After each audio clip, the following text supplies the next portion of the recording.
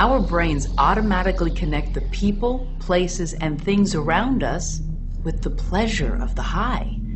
These become our triggers. Triggers generally fall into two categories: external and internal. External triggers are the people, places, and things that we associate with our use. Internal triggers are intense emotions such as anger, hurt, desire, or fear that cause us to want to use.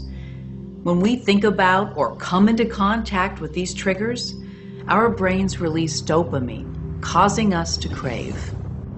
The music, places. Dollar bills, CD cases, because I used to use CD cases to crush up my drugs on. Be driving through neighborhoods where I scored drugs. Well, for me, it's the street.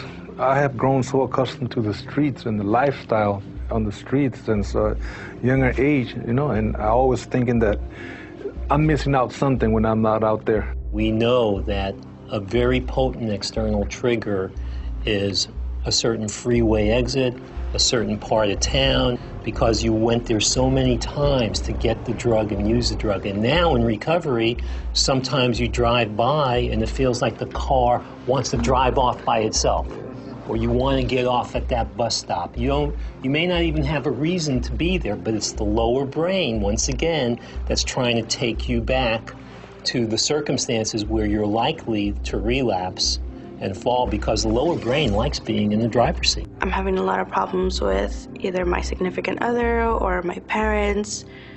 Relationships in general are very hard. You try to recognize the emotion and then do something else. Why give your lower brain an excuse to kind of take you back to using? Why put yourself in that situation where you might even be triggered, period? In recovery, you got to know what your trigger traps are and what you're weak for.